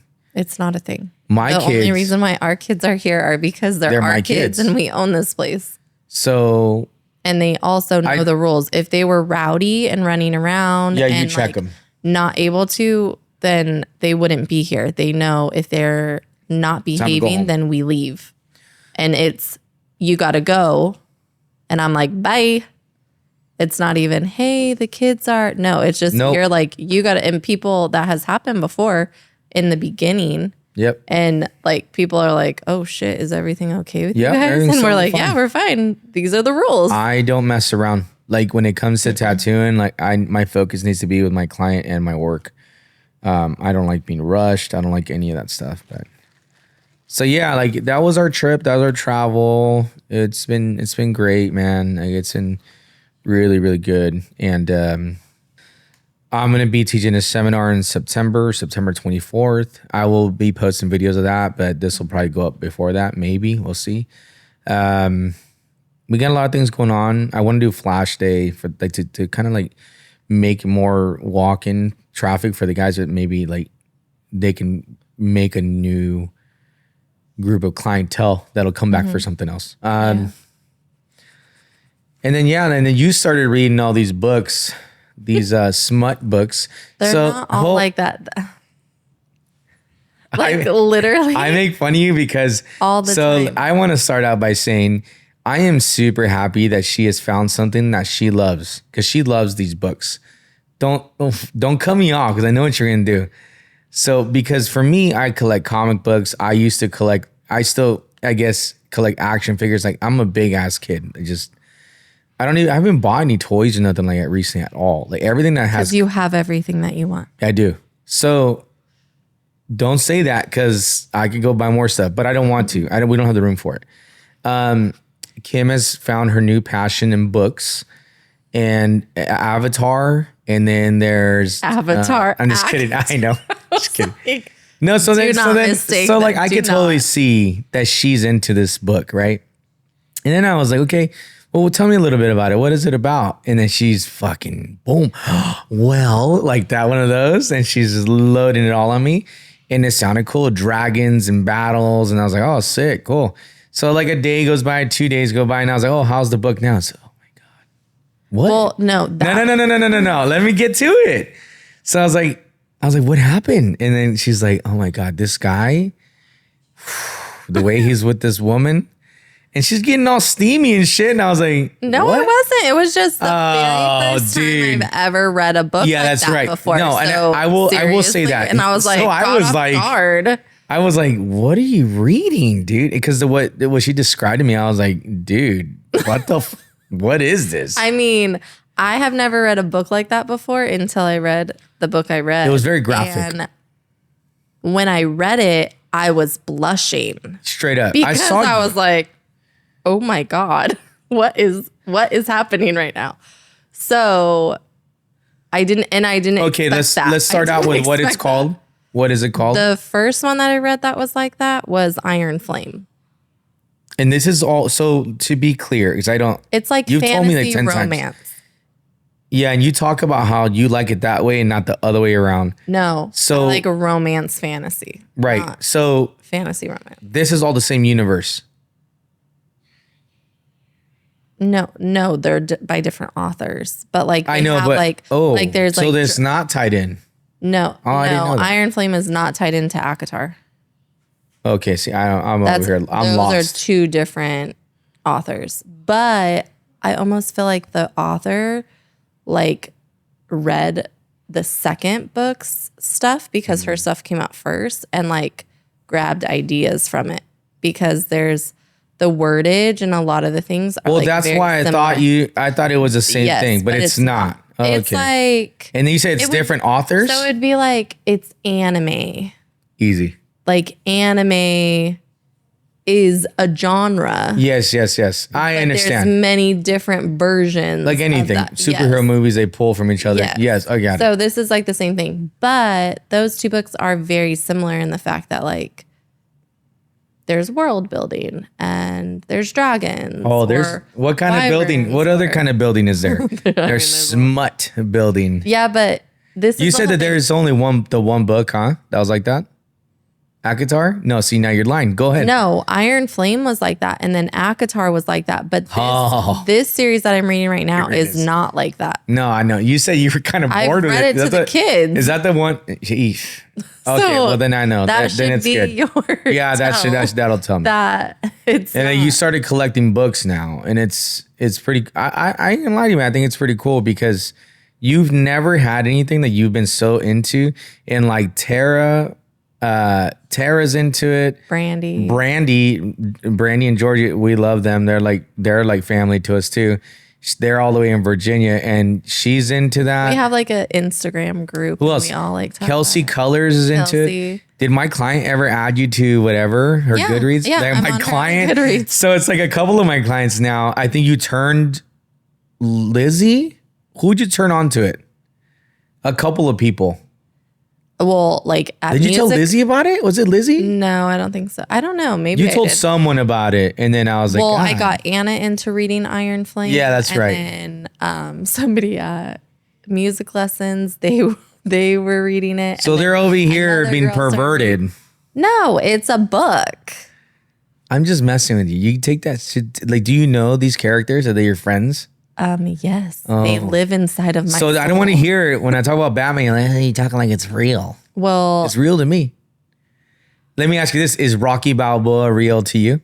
yeah. To me, he is. I don't Yeah, care what I mean, anybody says. Also, there's a statue of him in Philly. So Also, I great. think Well, you he still deserves haven't to be- seen it. Like, you got it. No, I haven't because Don't start. You got sick. How's that my fault? I didn't get sick. The kids were sick. I gave up my opportunity so that you could experience it because you didn't get to do Me and any of Jose, the other that's stuff. the time me and Jose went? Yes. That's right. And Me, the Jose, and kids Alec. the kids were sick, so I stayed in the hotel room with them because that was our only free day as a family. I think for next year, we got to plan Philly where we go like 2 days ahead. Maybe leave, like land on Tuesday and then go do it. That's a first, like go land and then even in the morning, go do it. We've like planned to do it. No. We've been to Philly like No 3 way. other times. We have not, no way. We haven't done it though, where we planned it to make room for that. Never. We go there, we land on Wednesday. Thursday, we got to go set up. Not all day. It doesn't matter. But that's takes a toll on the tattooers, on us and the vendors because we're having to set up. We don't want to do shit after that. I know, but you could do it before that. No. So Exactly. we could though. Yeah, you're right. So next year we'll plan it like that. But anyways, back to your ACOTAR stuff. Like you're all into these books now, and I think that's really cool. Mm-hmm. I mean, it's just getting out of control. Like the book, the house is full of books. I haven't read in the last over 10 years for myself. It's always been kid related. So now Tara's really the one who's like pulled me into it. She's the one that originally told you about the stuff, and then it just spiraled. So she recommended one book. I read it. It was solo. It was nothing related to fantasy at all. And it was good. It was sad. And then she was like, oh, you should read this. And then I read that and I was like, oh my God. And then damn. I know. But so then she's recommended other books and I've read it from there. And then now I'm just like kind of seeing my Instagram is like flooded with book related topics because you're looking or it listens to you. And so now that we have our little group, yes, your phone listens to you. I don't care what anybody tells you. Your phone listens to you. Let's be real. We're all talking about it. Mm-hmm. And so it's also nice to talk to people who have also read it, because when you're reading it and you have nobody to talk to about it, like that's kind of boring. I mean, that's gotta suck. It's like watching a show, you and your friends watching, nobody knows about it, so you don't talk about it. Yes. So, I mean, it's been fun getting to do that, especially with reading it like in the group setting, like how we have been. It's been nice. Like I've really enjoyed getting to do that with Brandy. Yeah, and she's Tara. awesome. Yeah, you guys are all cool, man. Like it's and like I can't friendship wait for building. yes, and I cannot wait for Anime Inc.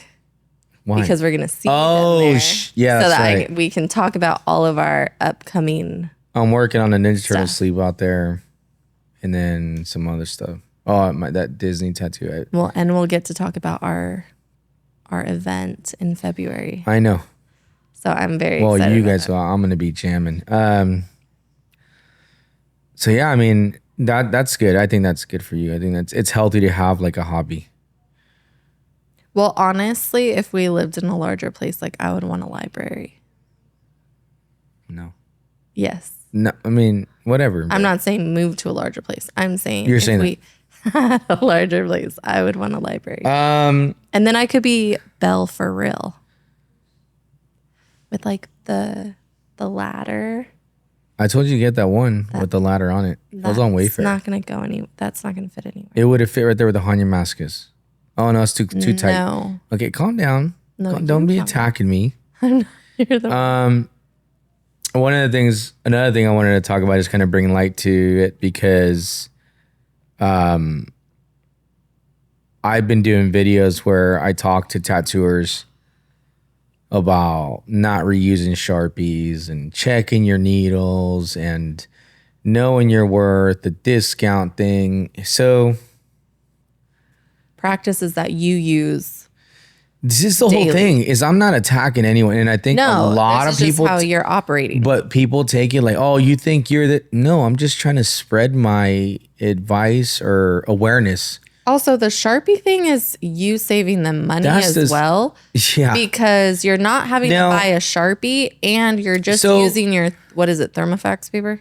Yes. You're just using that as your Sharpie. You're making your own Sharpie. But I want to be clear. Like I still use Sharpies if I need to, right? Mm-hmm. But the thing is when I use a Sharpie, I'd throw it away right after. Yeah. That's all I was trying to say with it. I know it was a little like controversial saying Sharpies are BS. That was actually Brandon's doing, and I didn't see anything wrong with it. I thought it was funny. But I wasn't saying don't use Sharpies. What I'm trying to say is use them once. And it blows my mind, even till today. Yeah. It almost had like 500,000 views because it was so what is so controversial about that? That's disgusting. Well, not everybody thinks that way. But you should, though. If you're a tattooer, you should be thinking that way. Use a Sharpie once and throw it away. Staph, MRSA, all this shit could be surviving and on your skin even after you clean it. Yeah. And so the one comment that I kept getting even today, this guy, like these people, first of all, you guys, if whoever's watching this, you don't offend me. I'm not getting upset. Like you can ask him, like, I don't get upset. No. I laugh about it a lot of times. It's like kind of funny. It's kind of funny that you guys don't know this stuff. And I've had a really well-known reputable artists agreeing with me, like, yeah, that's right. Don't reuse your shit. They're so cheap, just buying a bunch more. Like, you know what I mean? But people took that one personally, like they were like personally attacked. And I think it's because you've been reusing your Sharpies, and then I don't think they got the message. No. Because like the way they respond, it's like, did you actually watch the full video? Super negative, and I'm like, whoa, dude. Like, yeah. And it's funny because, and I'm not talking down to anybody. I'll say it like this: it's always artists who have the least amount of experience that are the ones talking trash. And it's like, bro, you haven't even been tattooing long enough to know, but you shouldn't even be tattooing long enough to know that. You should know not to reuse your stuff like that. But it's just kind of weird. And then the main argument they have is after you shave the skin and rub it with alcohol, you're good. So do you know, Kelly McAvoy, I believe, was one of the bigger tattooers that commented saying, think about it like this, Home Alone. When Macaulay Culkin shaves, and he puts the aftershave on, what does he do? He screams. Why does he scream? Because it's burning. What does that mean? That means your pores are open. Therefore, your skin is broken. Now, remember that, guys, because that's what I keep getting. Even today, I got a comment, this super rude guy. Yo, you shave the skin, it's broken, bro. Like, how do you not? I knew that from day one, Kim. Never. Like, come on. Since day one, I've been a super germaphobe. I don't reuse nothing. But not everyone is as germophobic as you. You're right, but you should be. As a tattooer, you should be. Yes. And the whole thing is like what you said earlier. They're not getting the message because they're either not watching all the way through or they're taking it personal because they may have been doing that stuff and they feel attacked. And I don't make these things to attack you guys or anybody who's watching these. But everybody interprets it a different way. Yeah. And that is, what's the word?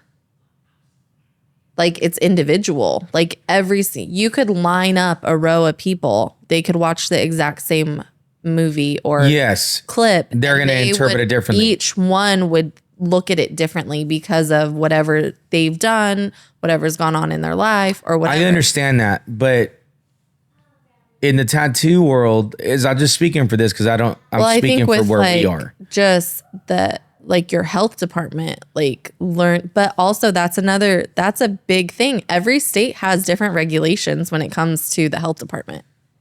Which is crazy. That is crazy. And we know that from doing conventions and what they require from it. Virginia's gnarly. Some people require CPR. Others don't. Mine expires this year, I think. I got to redo it. Every 2 years, 2-3 years, it's something like that. Yeah. Anyways, I don't mean it to like piss anyone off, but it's just crazy that people take it that way. So whatever, man. And then like, what was the other one that blew up? The Sharpie one was the crazy one. And there was one other one. I did a sponsor one. That was okay. Oh, the round shader versus round liner. I'm not saying there's nothing wrong with it. No, it's liners. Not. The whole thing is every video. That's just my preference. Yeah, every video you make is based off of what you're using. When you are at conventions or you're on a live video, the very first thing that people ask if they're in the industry every single time is, what machine are you using? What voltage is it at? What needles do you use? If you use this needle, do you prefer it for this type of packing or whatever? Like, what ink are you using? All these things people are asking you. It's not you trying to say one is better than the other. It's just this is what you're using. But they take it and like, whoa, what are you saying? I'm like, for bro, you, you may like the round shader. The other people or whatever they're called. They use something different, but they're taking it like I'm saying this is the only way. I'm not saying that's that at not all. the only way. So it's just kind of crazy. Clearly, otherwise those needles wouldn't exist. But for me, at the end of the day, all I'm doing with these videos is I'm trying to spread awareness to the point where when I'm done and retired, if I can even say that I had some part in swaying the tattoo industry in a good or even better direction, that's what I want. Yeah. Because nowadays tattooers are super entitled. I want the instant fame right now. Like I want to be generations in general. Everyone is never when upcoming generations. Yes, it's everything is instant gratification. Correct. And it's like one of the comments I said about knowing your worth or whatever, or no, the discounts, right? Mm-hmm. This girl was like, well, what about me? I'm an apprentice and I get asked to do discounts every week. I'm like, nobody's saying not to do discounts at all. What you were saying in that video is if you're going to put it out there, there's a way to do it. There's a way to do it. So keep it between you and the client. That person could say, hey, you could be giving discounts in a way where they're emailing you and you're like, you know what? I'm going to give a discount because I've been a little slow or whatever. And you tell them like, hey, what's your budget? Yeah. That could be a form of you giving a discount and them saying, and then you going, that's a little too low. Could you do this instead or whatever? I mean, but I would never pointing mess with that, but but putting it out online and so letting everyone see that this person's paying less than what this person's paying is different. That video has sparked up a lot with my clients. Mm-hmm. Because every single one, not every single client recently, but most of my clients recently that have seen that video said, I appreciate what you said there because I would be bummed out if I saw that you were giving specials out and I'm over here paying full price. And then people would just be like, I that's cool because it makes me feel like you're valuing me. Now, like, of course I value all my clients. You got to keep things fair. Yeah. And that was you just basically saying like your clients are also seeing what you're putting online. Yes. You can give people discounts if you're wanting to do that, but keep it between you and that client. But you don't get a say. I mean, so the only time that I'm like, okay, discounted. So if I put a certain design up, which I won't do that, but if I did. Yeah. And you can't change anything. And then the reason I say that's okay to do in my eyes is because maybe not everybody's going to want that. Mm-hmm. So someone who bites that bait and is like, yeah, dude, that exact, whatever you want to do. Yeah. That's okay. But in general, it's not cool to do that and then take it back because they didn't hit you back on time or a week has passed by. And then it's like, well, how much? Well, no, that's this right now. I'm like, no, what do you mean? You just said it was this much. And then it starts it just creates a lot of confusion. And I don't like that. I don't like that. You don't do that. I don't do that. And I think for them, other people, they're looking at it as like, well, what do you mean that's wrong? You're not saying it's wrong, but you're just saying, I don't do that also. And maybe you should consider like what your client is going to feel when they find out or see that this is what you're doing. Because it can ultimately affect your business negatively. That also turned into another thing. People were commenting. So one guy said, I've been going to my artist and he, we go camping and everything. He hooks me up. This and that, and this and that, and this and that, right? As a friend, you should be wanting to pay your artist full price. If you were really someone's friend like that, I don't give a shit if you go camping, you go to vacations. No, you pay your artist. But most people don't come from a like a trade type of business. Yeah. So they don't understand that mentality. They're just like, they want the deal. Yeah. Yeah, I think, and I get it. They don't come from that, but it doesn't mean you. So what I'm trying to say is it turned into artists not appreciating their own time. Yeah. And I started telling people like, I understand, but your time is just as precious and valuable as anyone else's. Yes. So this whole thing where, well, you only tattooed me for 5 hours and your day rate's this, but you said it's 7 hours. Well, bro, you're not counting in 3 hours. I stood up designing your stuff. And a lot of people think that because I do existing characters, that I just Google, okay, let's go. Hell no. Yeah. Do I use Google Image? Of course. Do I use stuff? I always try and keep it like official art or whatever. Yeah, on but that stuff. you do a lot of changes. Everything. I change everything. So like, it just doesn't make sense to be cutting your time in half. That's all I'm trying to say. People just take these videos in the wrong direction. That's all. So I'm just trying to coming from a different. I understand that, but and it goes back to what you said earlier. Maybe they're going through something in their life, and so a lot of times, or they feel personally attacked because they've done it, and so it resonates with them. Just like that lady who does the healthy options for food, and she's like, here, like you can be making this, it's easier or whatever, like it's better for your children, and she's getting attacked as mom shaming because she's saying like you shouldn't be feeding your kid all this junk food. She's giving her kid healthier options. Yeah. And she's getting attacked for it because in turn, that parent who's feeding their kid all of that junk, they feel guilty and they're like, well, you're basically saying I'm a bad mom. Yes. And it's like, no, nobody's saying that. It's just I'm not giving my child That's definitely the vibes that I get with the videos, but it's not intended to be that. I am just... Well, nobody intends So like I try and tell people, and I said it the other day, I'm just trying to inspire you guys in a positive way and spread good. That's it. Don't take it any other way.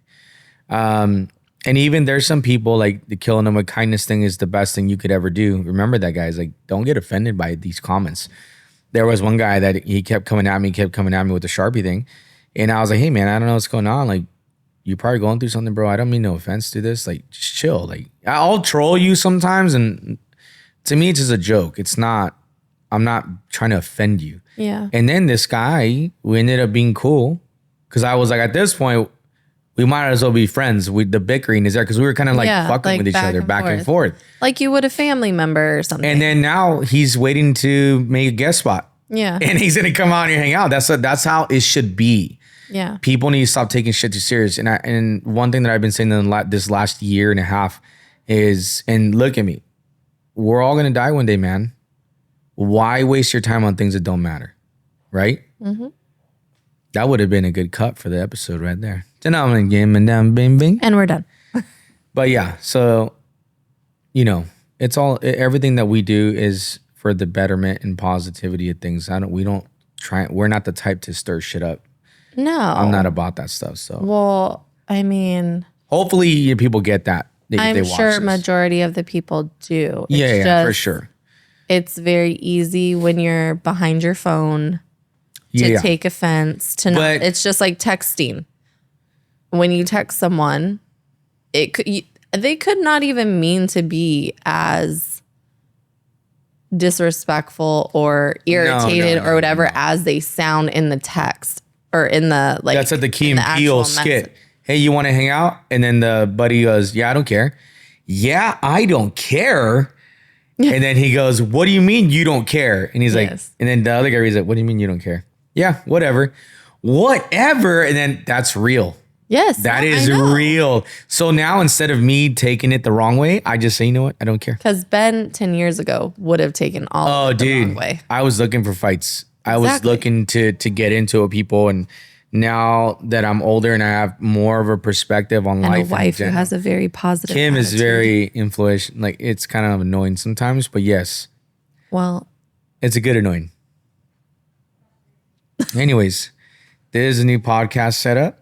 This is a new thing. This is the first time. You're the first one to be in the space. Always. Of course. We got another interview in 2 days. We're going to start really cranking this thing up in the high gear and just going for it. And it's not for clout. It's just to share our life experiences. Well, it's something that you've been wanting to do. I've been wanting to do it for over 2 years. A while. Yeah. My buddy Gabe, he's the one that inspired me to do it because he was doing these videos, really high quality stuff. And I was like, man, I really want to do that. Yeah. And I got to actually contact him because I want him to come on the podcast. I want to talk to him and say, you're the reason I'm inspired. I was inspired to do this. I remember I told you that one day. I was like, I'm going to go buy all this shit. And we had money in the credit cards and the savings, and I spent a lot of it. Yeah. But we got all the good stuff, and it's all because I was inspired by another artist. Yeah. And there's nothing wrong with finding inspiration. Let go of the negativity in your heart and your soul. Let it go, man. Well, there's room at the table for everyone. That's the whole thing. And everybody's going to be negative. I don't give a shit who you are. You're going to run into those days where you're just like, shit. And I get it. But everything that doesn't matter, you need to learn and let it go. So, all right, guys. Thank you guys for joining us. And Kim, I love you, babe. I love you. Thank you. Why are you looking at that? Are you trying to like rush me off? Thank you guys for watching. If you watch, if you listen, we're going to try and get on Spotify and stuff soon so people can actually just listen versus just watch or whatever. But thanks, babe, for talking to me. I love you. Of course. And yeah, stay tuned for more. We're going to be doing these a lot more throughout the rest of the year. We're going to have a lot more interviews. I won't always be sitting here, though. Kim will either probably be in the producer seat. Yeah, she'll be here, or if Kim's not getting... me and her are not having a conversation, she'll be watching all the stuff and also interacting as well with the guests. Yeah. We got some really cool guests coming up in the next couple episodes. I'm very excited. A lot of tattooers, a lot of good friends of mine that have been there through the journey with our career. It's really good stuff. So thanks again, guys, for watching. And yeah, we'll see you next time. Bye. Is that it? That's it. Peace.